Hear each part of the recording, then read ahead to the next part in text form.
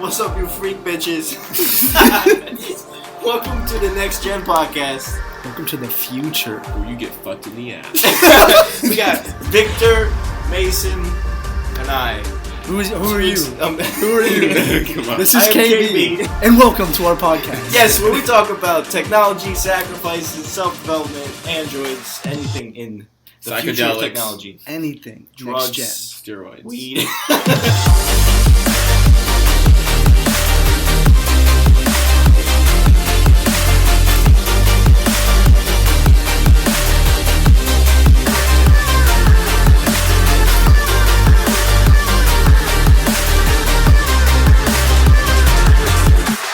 Yeah, so welcome to the show. It's the Next Gen Revolution podcast, and we're happy to have you on. Now, just give the guests a little bit of information about who you are, and then we'll go from there.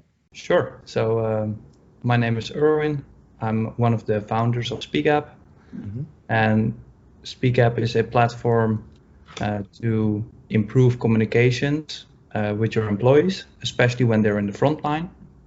So we have big customers in retail, like IKEA, but also companies like McDonald's. They use our service to improve their employee comms. That's awesome. Now, how did you get started with that? Did you always want to be an entrepreneur or start your own company? Well, it's somehow in my blood because my parents both entrepreneurs as well. I was working in retail myself about 10, 12 years ago. And I experienced myself how difficult it is to communicate. Because people that were colleagues back then didn't have like a corporate phone or a corporate email address. So we used a lot of paper and bulletin boards and text messages to communicate. And I thought, well, much easier if we bring that online in an app, and that's SpeakApp. Mm-hmm. No, 100%. Yeah, people are horrible communicating. No matter what you have, you just got to make it simple and easy, like what you did, and then people can communicate. So now, back in the day when you were like younger, you say it's in your blood. Did you always like think of like business ideas? Your parents were always like, "You're gonna do this or that." Like, how was that like your childhood? When I was 12 or 13 years old, I already like found pet projects to make money on school. And Wow. I don't know, back in the days, I'm not sure about you, but like creating like DVDs or CD-ROMs, like by downloading them from the news servers and then creating them for all your classmates and then earn Oh my a couple gosh, yeah. those type of things. So yeah, it was always in my blood to do something. Yeah, definitely. Mm-hmm. Yeah. So those things, did they like make you tons of money when you were younger? Like, what motivated you to do that? Like, was it the money or just the passion for it? I think the latter. It's like being busy and creating something from nothing, even how small it can be. That gave me so much energy. So, and then of course, as a result, the money is definitely very pleasant. So Oh yeah. when I was 12 or 13 years old, I had like all the stuff that you can imagine as a young kid. So, yeah. Hey, that's awesome.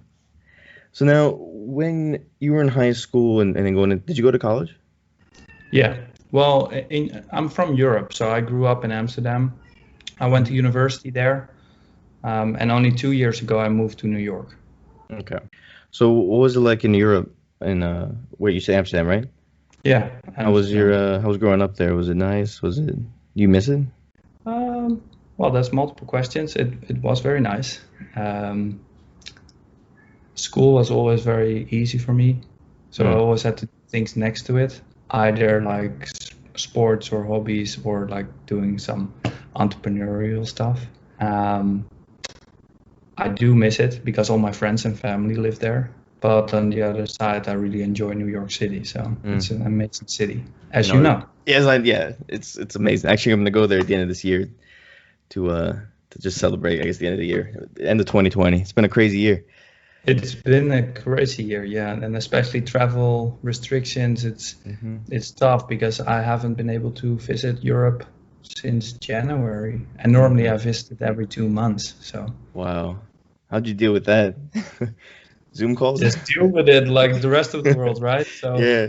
it's best to comply and try to get the situation under control as soon as possible by contributing yourself to it as well. So. Mm-hmm. And how did you handle the whole COVID experience for your business? For the business, it was pretty good because as you can imagine, especially now, businesses really need to communicate with their staff, and that's typically very difficult when it is a frontline employee, right? So we've seen an uptake in a lot of new business and clients expanding or implementing much faster than before. On the other side of the spectrum, a big portion of our business is coming from retail and hospitality and aviation as well. They have been hit very, very hard, obviously. And it's very difficult to get traction in those industries for us. So. Okay. Now let's get down to what is exactly the business. Like, you started it when? How long? About 10 years ago. 10 years ago. And then how, like, when you started it, what was the idea? The same idea you have now and just expanded on it, or did it change over time? It's always been the same category. So it started in supermarket, in retail. I had a part-time job there. Experienced how difficult it is to communicate with all the bulletin boards and phone lists and everything. Decided to make that easier by technology, and it's still that today. So we still, and of course that technology evolved, like more with apps and like more with video opposed to 10 years ago, et cetera. But in essence, it's the same. We solved that challenge to help retailers or manufacturers or hotels to communicate better with their frontline employees. And were we working at what retail store was it, or was it multiple? Probably you've never heard about it. It's a company like a supermarket called Plus, Plus Plus. It has about 20,000 employees in the Netherlands, but it's a fairly small company.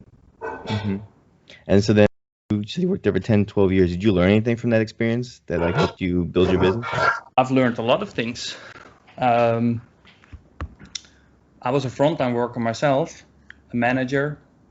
Can be as basic as leading a team to dealing with, like, I don't know, like everything that is in the retail operations, right? Selling products, helping customers, driving customer experience in the end, leading your part-timers and have them being productive.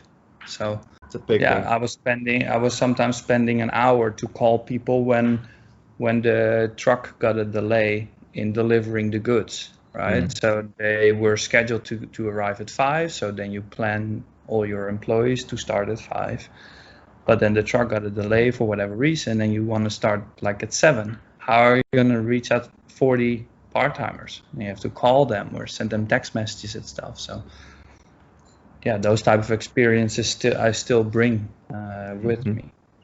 Now, for people who haven't started their own business, what's like the misconception between like how hard is it to start a business and how easy it is? Like, was it just easy to be like, hey, I had this idea, I'm gonna start building it? I know the whole process is hard, but like the idea of just starting something, is it easier than most people think? Well, what I think, like when we started, we felt the pain in practice, like working in retail, experiencing a pain, a challenge ourselves, and then finding a solution for it. I think that situation and then like seeing the opportunity and jump into it was pretty easy. However, it would be, I think, like very difficult if you would be sitting in a room thinking of, I want to have the next best idea, right? So yeah. Think about, I want to do something entrepreneurial, I want to have a startup, and I'm just going to think about doing something. I think that's much more difficult. Back to my story, once we found, when we experienced a challenge and we decided on a solution, then you just start very small with it. It was first almost more like a pet project, but then more and more retailers saw the opportunity. They wanted to buy the solution and the products that we offered, and that really enabled our growth. Then investors came. Investors saw the opportunity, started investing money in the company. We can hire more people, we can grow faster, and then step by step and step. If I would ask my 10-year younger self now and what I'm currently doing, I wouldn't have a clue what I'm doing now. And so yeah, like step by step, you hope to be on the good path and guide your decisions by data, but also gut feeling. No, yeah, that's true what you said though, like step by step, because you can have this idea. It could be for anything, entrepreneur, creative, anything, and you'll think you have to have it right away. But like you said, step by step, you do it slowly, and you'll figure it out over time. So if you think of trying to do everything all at once, you'll probably like crash and burn. You'll be like, I don't know what I need to do with lawyers. I don't know what I need to invest. I don't know who I need to hire. But then you like take it slowly, build it up. When I need it, I'll bring it in, and then I'll just handle it. And then eventually you'll get the business like you have today. But yeah, I feel like if everybody tries to think of that idea and then try to like make their business plan, like, oh, I got to do all of it right now, it just doesn't work out. Yeah, and I think I see it also as a journey. So it's very cliche maybe, but like it's a journey from starting with the two of us, and we now at 100 people. You cannot do that overnight. No. You have to do that gradually, or you can do it overnight, like by, I don't know, raising 50 or 100 million, hire 100 people, and then hope in 1 or 2 years the return will come. But that's like, not the obvious. In our way, it was much more gradual journey, and it taught me so many things and experiences, and yeah, that's been great. So. Now you're saying you were 10 to 12 years in the real estate.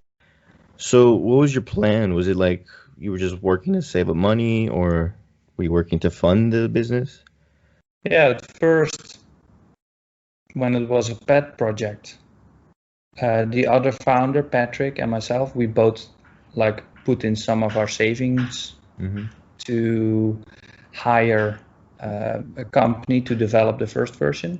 And then we started selling that. And that was basically like paying for our vacations every year. Yeah, essentially, yeah. And then when we saw that there were more and more customers joining, one of the customers introduced us to an investor. With the investor, we raised quite significant amount of money, of course, in different tranches. And we were able to really hire people ourselves. But then you see that your costs like go up and up and up, and then of course your revenues as well. But there was a pivotal moment, like when that investor joined, we both decided to stop our jobs next to it. That makes sense. And before it was more like a pet project for a couple hours a week, or visiting some retailers, showing the product you have. They got excited, but not a full-time investment from our side. And then you were just working at retail, right? No school, no nothing, just a job. It was retail, part-time retail job next to my university study. So maybe in Europe it's a bit different. So you have the primary school, secondary school, then you have high school or university. Yeah, in that area, like from 16 years till 22, 23. You're like either high school or university for an X amount of time a week, but then next to it you can have a part-time job. So this was like a part-time job next to university study. So you made this business while also in university? Yeah. Okay. And then you finished university while working on the business too? Like you didn't drop out? All right, cool. Correct. And then, and you were going to university for business? Sorry? You were going to university for business? Oh yeah, so I did business administration, bachelor, and I did a master's of finance, and I graduated like on track within 4 years. Not cum laude, but it's all good. I mean, the rest is history. Exactly.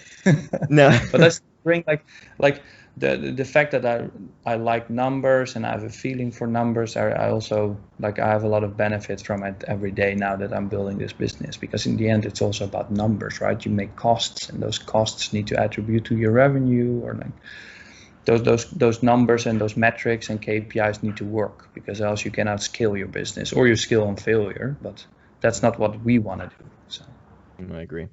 Now, a lot of the stuff you learned, did you use it all, or was it like really beneficial to go, or do you feel like you could have done it without it? All honesty, like most books and the materials that are in those books, I don't apply in my day-to-day work. But I see it more as an experience that university creates also values and some like intellectual and analytical thinking. No, it's true. That is something that I definitely bring with me every day. So would I be able to do it without? Maybe, maybe not, but who knows, right? Yeah, who knows? No, because that's true. With some people nowadays, it's more like it's an investment. I don't know how it is in Europe, but here it's like tons and tons of money. So most people don't know if it's the right decision to make, especially when they do their own business. Like some people say, instead of taking that money to go to school, you should take that money to start your own business, stuff like that. But yeah, and then I wanted to get into the mindset you had when you were in school. Was it just like you wanted to get good grades, you wanted to do your own thing, or were you kind of just like just going to school, doing your own thing, chilling? Yeah, it was always easy on me. It was not very difficult. Easy student in that way, but I did value it. Like I really wanted to have that paper. And yeah, but like, and of course, like getting your certificate or diploma or however you call it, I think that's in the end why you do it, right? So, do I ever like had to show that paper to anyone? No. Yeah. Right? Like nobody asked me for it. But maybe if I would apply for a different type of job, like a company like Merrill Lynch or I don't know, Bank of America, probably I had to show it, but that never happened to me. So, but it taught me a lot. No, I agree. So like the way that you're putting it, I feel like the best way to take college or any type of learning experience is to go there to really get the most out of it, not just to like do check marks and get all A's, but to like actually learn the material, actually interact with people. Another great thing I've heard is you just meet a lot of people in this institution because you'll never know where they're going to go and they might help you wherever you need to be. Like, for instance, how has networking been for you? Like, have you networked a lot to make it where you are today? Yeah, so, well, where I'm from in the Netherlands, it's smaller than probably one of the smallest states in the US. Wow. So there's definitely about 10 or 15 universities, I believe, maybe more. So you quickly get to build up a network of people that like spread out over the country quickly. And that's been very beneficial. And of course, over time in my professional career, building Speak did like so much more network build up there. But I also have the experience to sight unseen move to New York without network and build something from scratch, right? And that's been 2 years ago since I moved. It's quite a challenge, but then in the end, like, it's also a mindset how, like, I'm very outgoing, so I wanted to go to events. I made myself a promise the first year, every week I will visit one, try to meet people, build up a network. Maybe it doesn't immediately return into something, that's totally fine, but you like build up some kind of a energy around you with people that you can rely on, and that's very valuable. But it is in the end your own like decision and mindset to make that happen. Nobody will do it for you. So no, well said. Yeah, nobody will do anything for you. You can plan things out, you can say things, but you have to make the decision. And networking isn't easy for everyone. I mean, I've learned that it's more, people are more able to, they want to engage, they want to get themselves out there. But how would you tell people who are afraid to go to those events or not as outgoing as you are? Maybe start with events that are not too large. Maybe like smaller meetups where 10 or 15 or 20 people in a closed setting meet with each other instead of going to an event with thousands or hundreds of people, right? So to be in all honesty, I also don't really like to like proactively step onto somebody and start a conversation and like I don't know, it's like I excel a bit better in the smaller audiences, but then really build a connection. So if you're afraid for that, maybe apply the same approach and start small, and then gradually over time it brings you more confidence. And now I'm speaking on like events with 400 or 500 people in front of me, but probably because years and years back I started doing this gradually and earning that confidence. Wait, so you meant like you speak in front of people and give like... Yeah. Nice. How's that like? Yeah, it's nice. Like always some kind of an adrenaline and like pressure before you start, and then the first 10-20 seconds is awkward for yourself. Probably nobody will notice, and then you get into it, and then it goes, well, in my case it goes smoothly. So wow. And then how do you prepare for those events? Well, you have to, of course, create like materials that you want to present. Think about the talking points. Work with, like in my case, with the marketing team to develop very nice, appealing content that it looks nice and brings over the story, and try to not make it too big. I always try to share 3 lessons, and when in my case it's of course also to promote our solutions and Speak App as a company. Don't be too salesy. Just Salesy? try to like don't try to sell your product and like just not listening, but just like try to like be too commercial. I think you have to put yourself in the shoes of the listener and say, okay, well, what is most valuable to that person? Bring value, share experiences. How do similar companies do X? How did they solve this challenge or that challenge? Speak out of your experience and not like, oh, my product does this and can help you with that. Like X, that doesn't work. So It doesn't really. Like if you tell a good story, they like you enough. They're like, oh, I don't really care. I'll buy it because I like the person. yeah, be authentic. Exactly. That's a Moses thing, right? Be authentic, and then he'll sell everything. Yeah.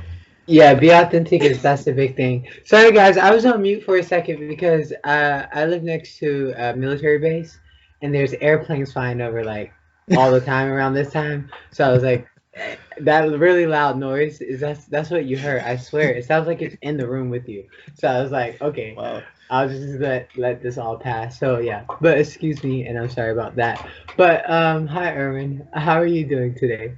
Good. How are you? I'm doing great, thank you. So I have a question for you.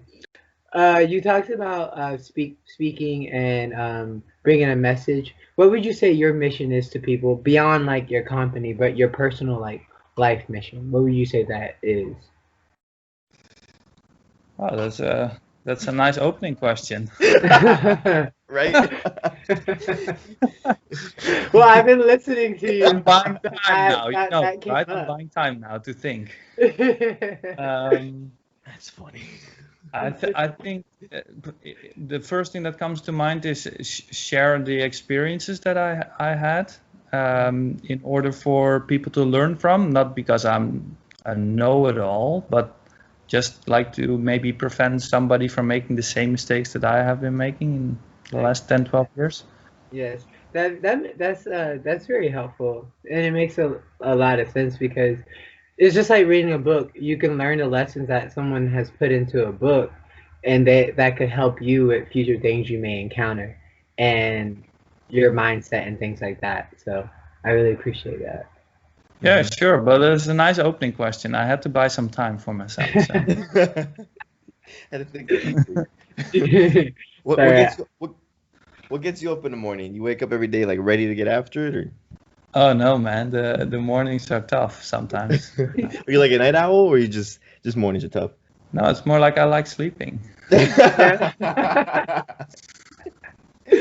common in Don't 2020. answer than you expect, but no, like I'm not per se a night owl, but I also don't like early mornings.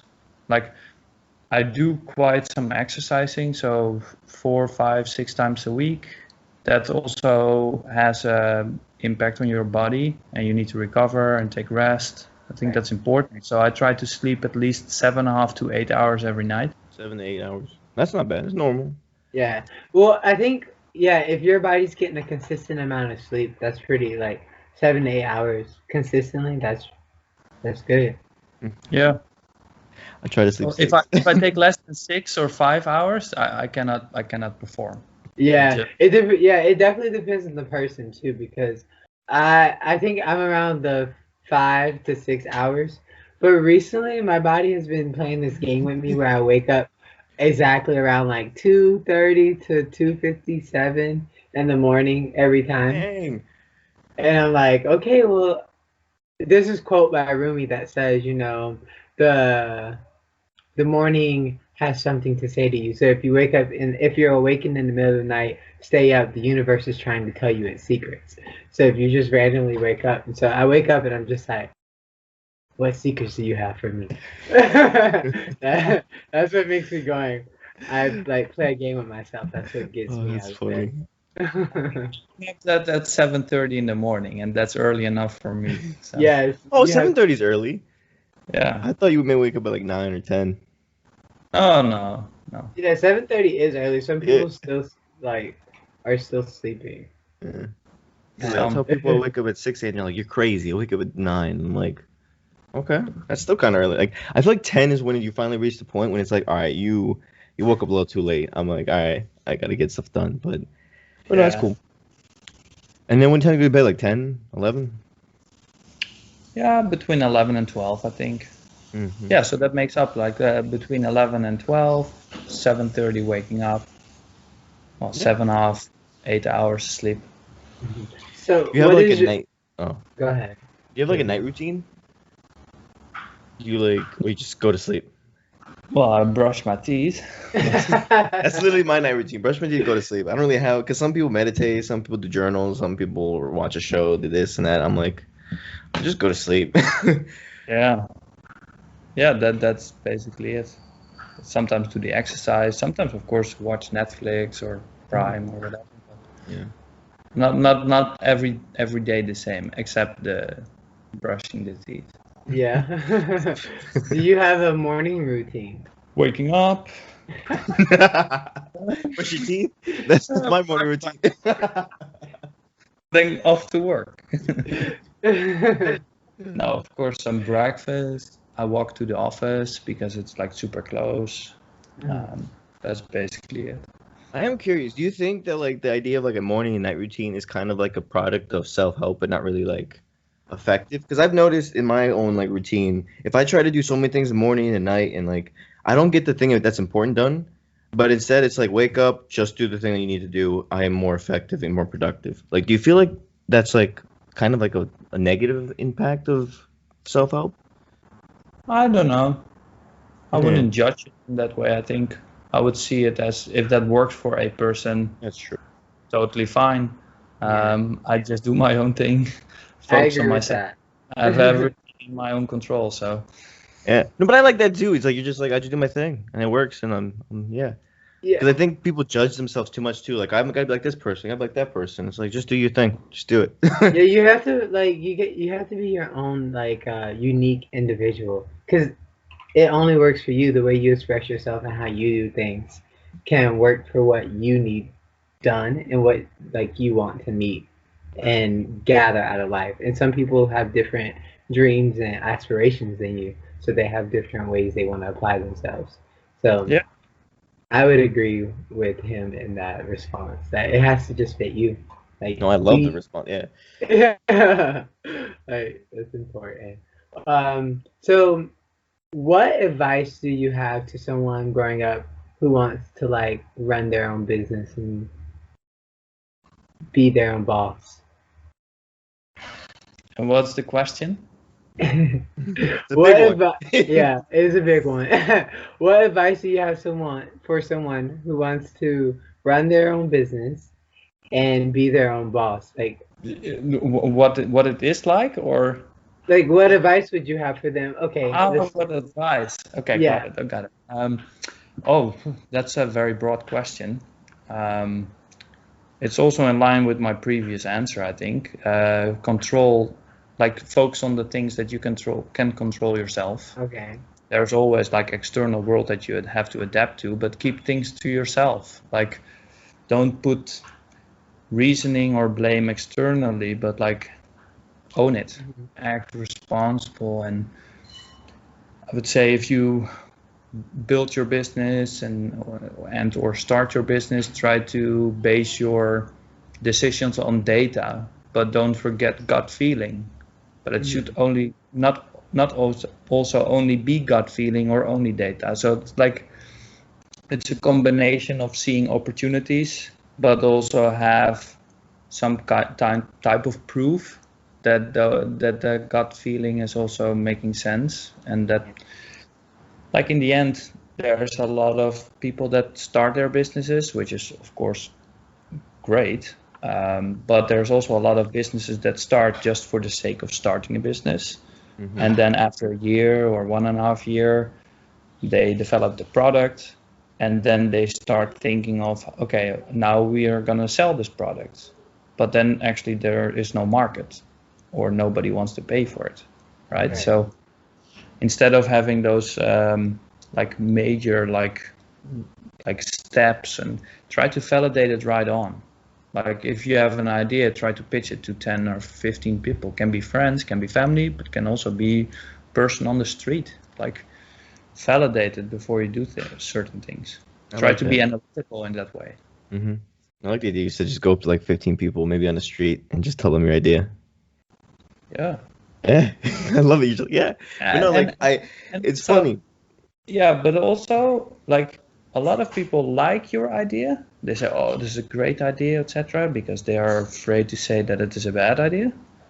But I would always ask the question, like, "But are you willing to pay for it?" If I show you now a contract, would you sign up for it? Would you want to pay for it? Because there's a lot of people that are very positive and exciting about your idea until the moment they have to get their wallet out and have to start paying for it. Right. Then when it's time to invest. Changes. Yeah. Money is always a symbol of commitment. Like people will talk about it as long as they don't have to give some type of commitment, and money being one of those. So it's like you have to see, like, would you be committed to invest in the product or use the product or whatever service that may be rendered. So it is a good idea to have like a test market. I like that. Yeah, and if you're willing to pay for it, what is the amount that you would be willing to pay for it? Mm-hmm. That's true. Is this truly solving a pain for you, or is this just a nice to have? Right. Ooh, a little research and development. I feel like that's what makes the business keep going, because it's like the market is ever changing, and understanding like your niche market is important. So who you're predominantly selling to, and so now you have to understand your buyer, because they're really your boss. You know, your consumer is really your boss. I appreciate that advice. I like that. As someone who's learning. Interesting segue also in a different advice even. Like think very thoroughly who your ideal buyer is. And don't be afraid to like really focus it to a small group. So because if it's too big, you're like, I always say you can better be something very great for a small group than that you're like nothing for everyone. Mm-hmm. Really own that first vertical or that first type of buyer persona, and then out of a winning position you can go to other segments instead of trying to go after every vertical or every type of buyer persona, but then you don't really address any of them. Be very focused, and don't be afraid that, oh, but then my market becomes so small. Right. Like later on, it will expand. So right, it will. Yeah, that's a really great point. So if I relate that back to my own experience, we started in retail, in supermarkets. Our first products were only tailored on supermarkets. So that's where we became successful. So then we made it bigger to retail. When we started to get traction in retail, we saw like, oh, there are similarities also with hospitality. Let's now add that vertical as well. And then gradually expand. So now that I moved to the US, basically a startup again in a new market without brand awareness, instead of like going after 4, 5, 6 verticals, go back to 1 or 2 and become first successful there and then expand again. No, you really hit that on the head. That's really good, because it's, first of all, you had the self-awareness to realize, hey, I'm restarting technically because now I've gone to New York and I got to do it like I did at the beginning. But that's the only way I can ensure that it's going to be successful in the end. Yeah, and then even like bridging an ocean, moving from Europe to New York also requires a real open mind to go after this market, because certain things in Europe work significantly different than here and the other way around. So if you would look back at like, okay, this is what I've done and what we made us successful in Europe, so we're going to replicate that here in North America, might not be successful at all. You have to like listen to the market and ask those validation questions again, and then step by step you build out your network, and then you have a few early adapters, and those early adapters bring you to a larger group, and then like, so it's basically, for me, it's starting all over again from scratch. And that's very, like, that gives me a lot of energy, because I really like that phase much more than managing like more like scale up company, if you will. Now, what is the day like? What's your day to day like as a CEO? Is it a lot of work? Is it busy? Yeah, but I try to have like a good balance. Balance, like the word, but spend time, like your private life need to be in good balance and need to be in a good shape. Your body, physically as well, mentally. I think with that I can be very productive, but if I'm on work, I'm really at work. I don't get distracted by like text messages from friends and family. I just don't look at them, unless there's an emergency, of course, but really like in the moment try to focus on the things that you're doing. Okay. How does my day look like? It's very different. Sometimes I'm speaking at events. The other day I'm speaking to my shareholders. The other day I'm working actively with somebody at sales and marketing team to go after this new client opportunity, or develop a new sales presentation deck to outline your new messaging tailored for the North American market. Sometimes I'm trying to have a call with a customer and make them even more successful with our product, or understand more of the needs they might have. And how do you organize all that? Do you ever feel like you burn out, or there's too much to do, or you just have it all like figured out? I'm pretty structured. I also have some technology that really helps me and supports me. I still also have like a little book where I write my tasks in, and then I try to mark them off every day. I've organized my email in a way that it is very easy for me to work on outstanding items and move away the ones that can be archived, etc. I don't have an inbox with 50,000 unread messages. I always have an empty email inbox at the end of the day. But that works for me, not for everyone. That's totally fine. This just works for me. But I like about keeping it structured. Oh, you can go, Moses. I was just gonna piggyback on the the fact that I don't like a cluttered inbox either. Like, I don't know, it just also just gives me a sense of that, hey, I'm on top of this. If I can keep that a little organized, I can see what's actually happening. And then it spills over into all the other areas of my life. I'm always like, okay, let me keep this tidied up, because I need to be able to see how things are moving, you know? Because if it's too chaotic, you can't really see where it's going. But if it's a nice balance, you can see it better. But, for some people it does work, and that's totally fine. I just know what works that's for their me. lifestyle, yeah. Yeah. And what I was gonna say too about having a structure like that, it's kind of like being disciplined. Is if you get everything organized right, you do everything you need to do, then you have the freedom to do whatever you want. So because you know, oh, I'm gonna get that done tomorrow, then today is done. I'm good to go. I can relax. I can hang whatever I want to do. It's this idea of like, people think rules and all this stuff is actually like making your life less free, but actually, in fact, it's making your life more free. Do you feel that's the same way? Like, because of your structured day, you're free to do whatever you want? Well, in the end, I started this company to be my own boss, right? So I decide my own agenda and calendar, but I act very responsible, right? So the bigger goal is to make this company a success and like exit it for a good value one day. So that bigger goal drives me every day to make the most out of it. But in that day, I try to work as structured as possible in order for me indeed to go home without like having to worry like, oh, I still have to do those 15 or 16 tasks or emails. And like, in the end, you also need to like hire people and have people join your team that can take that operational burden from you, right?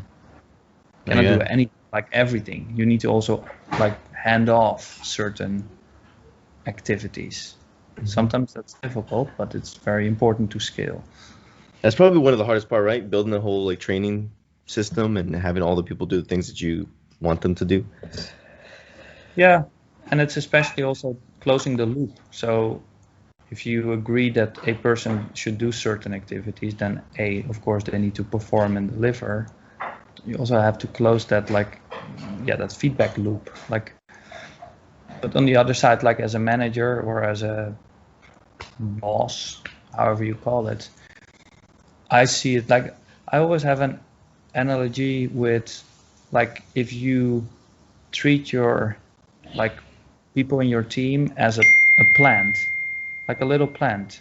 You can better give it water and proteins to grow, right? Instead of just crashing it down because you don't do this or you don't do that. And you don't do, it's better to empower people in your team so that they can be their better self. So it's also a management style. That's beautiful. I love that. No, it's true. As a leader, you need to understand that this is your vision and they're just helping you build it. But at the end of the day, nobody sees it the way you do. So just help empower them, help them grow, help them understand, and you care about them. So that way they want to do the same for you. Exactly. Mm-hmm. And then how do you develop a training system? Because I always feel that's a big thing to do, training books, training manuals, training systems. How do you do that? Well, we have a HR team in Amsterdam that helps with that. Of course, you need some proper technology that can help you with that. We always try to tie it back to our corporate values. Mm-hmm. So if you have your your mission and your vision and your corporate values outlined, and then try to have the initiatives that you do, including training, build on those values. And then it's also based on discipline. In development, you need different type of training than in sales or in marketing. And some training is generic, but most of them are based per discipline. Mm-hmm. Okay. We do that partially ourselves, or we use external companies or people to help us with that. And then did you come up with these core values at the beginning of your business when it was just you and was it Patrick? No, they came a bit later. So it was, I think the first 5 or 6 years we didn't really do those things. But then you start scaling and building, and if you hire, if you go beyond 20, 25 people, then I think those things become much more important. Because then it's more difficult to communicate. And to trickle down your messages in the right way and how you build the culture, etc. So. Okay. And the way you put it, it makes it seem easier than I guess somebody who's never done it before. I'm putting it together in my head. I'm actually it's not. You just get other people to come up with the the HR team. You get them to come up with the training materials. You have the goals that you set out, the vision, and then there you go. There it is. Now over time you have to iterate it and make sure it fits and it's perfect, but. That's just how it is. That's how business, how creative work is. That's how all of it's done. Yeah, but that's also in line with what we talked about earlier, right? So this is if you would do this 10 years overnight, that's impossible. Exactly. So that's the journey. There's always a challenge. You will never be done with challenges, and because if you finish the challenge that you're currently facing, then the new challenge appears. And that's that's the journey every time, always. So right, because life goes on, right? So there's gonna be more things happening. It's never finished. Yeah.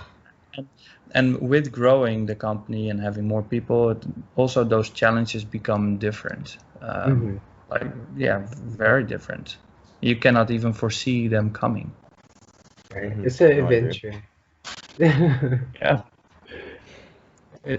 And then again, my advice would be, on those moments, try to have your decisions being led by data and gut feeling. No, that's true. The intuition you have plus the data you're seeing to do the right thing. Yeah. That's it is really research and development.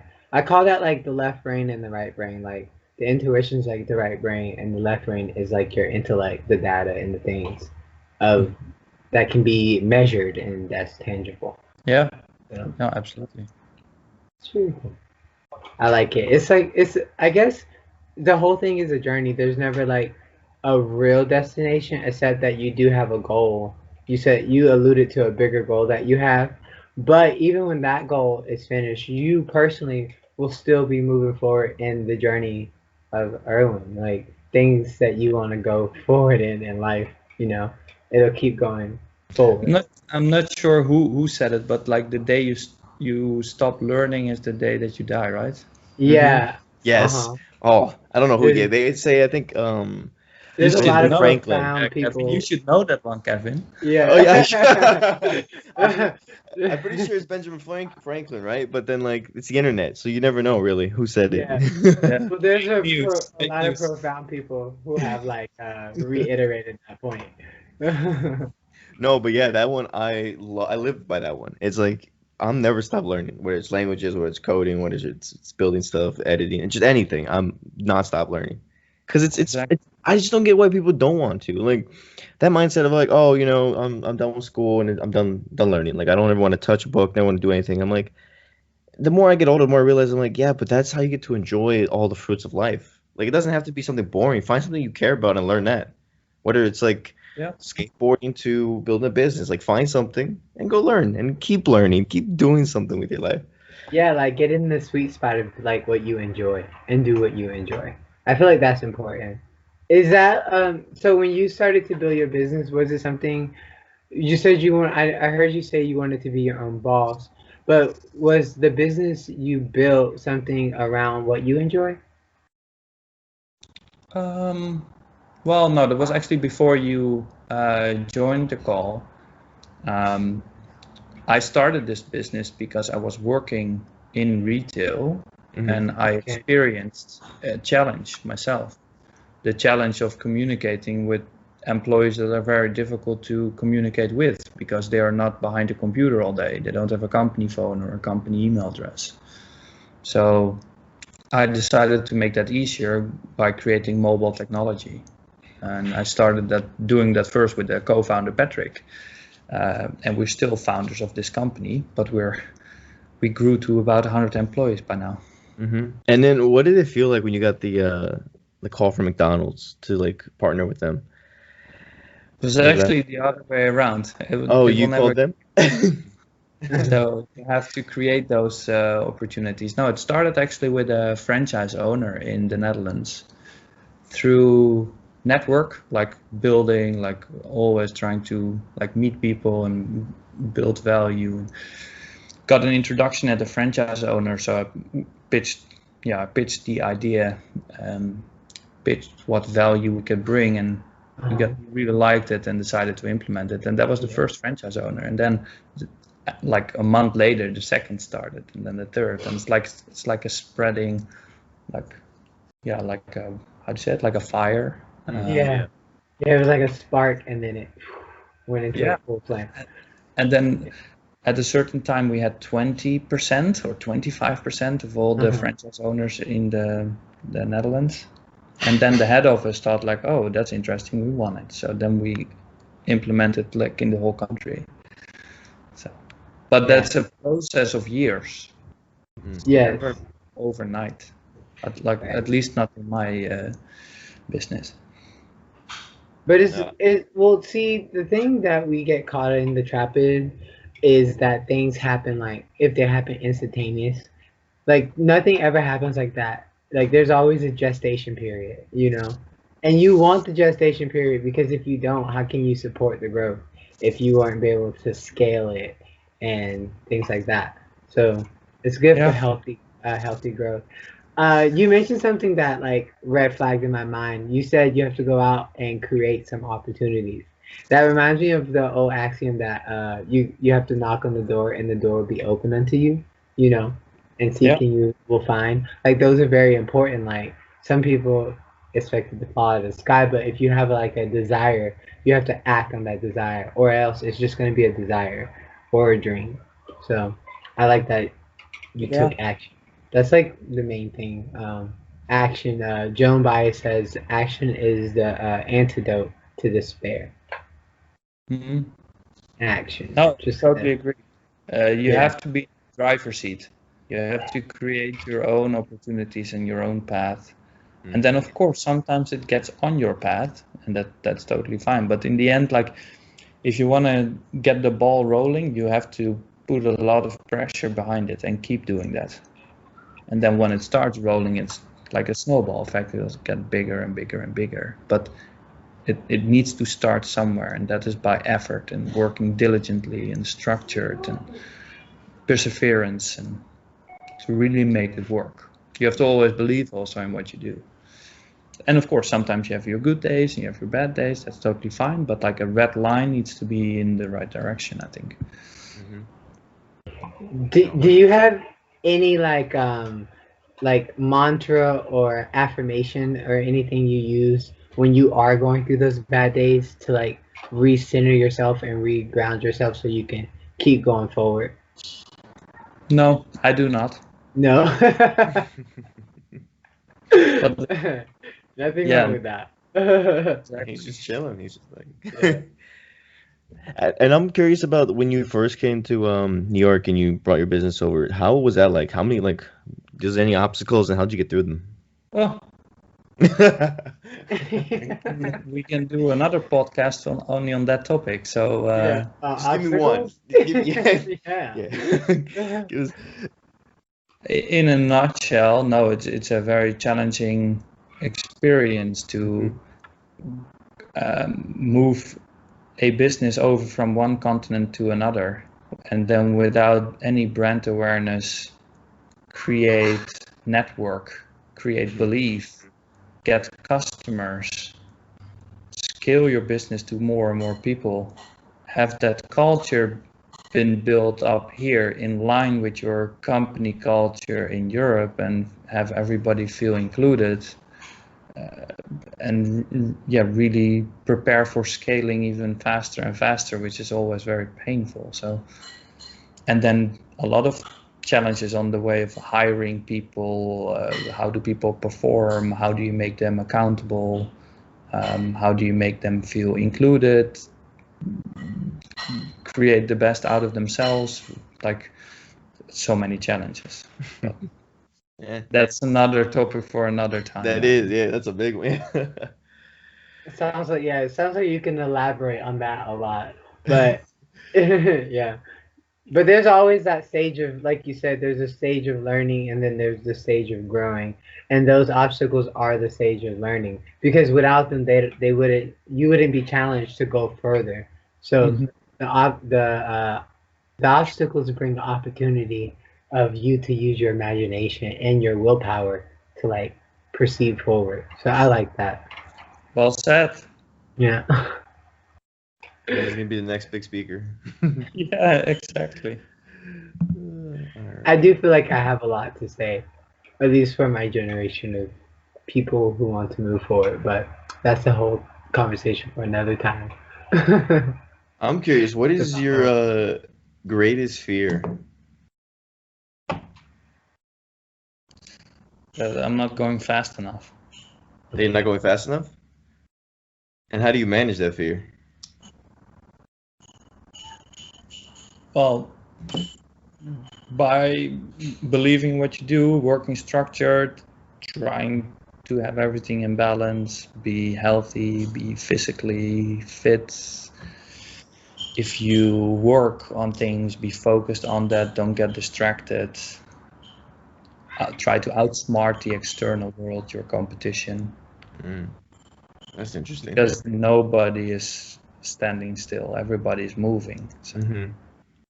Now, did you always have that fear, like not going fast enough? No, that's really in the type of business that we're now in. So interesting. Do you feel like that is like because you want to get to your other goal faster, or like why is that your biggest fear? Because in the end, if you're not faster than your competition, you will lose. That's true. Okay. Right. Dang. Yeah, that's an interesting one because it's like I feel like it can like it's a fire too, but I feel like it can also like prevent you from enjoying things. But I feel like you've probably handled that better than most people. Like, how do you do you ever get thoughts when you're just chilling where you're like, hey, I should be working instead because I'm not, and we're not going fast enough? Yeah, like in every business where people work, will make mistakes. So, yeah, when you make mistakes, you go slower. So, and then you lose out of your competition. That has happened many times before. But you try to stand up and look forward and try to like catch up again. So yeah. One last thing before you have to head out. If you could have like one billboard that was like in space that said like your one quote, one thing, what would it be? What would be on that billboard? For Speakup or for me personally, or for anybody who's looking at it, being like, this is what Erwin's message is for the world. Your legacy. That would be so cliche. I would say something.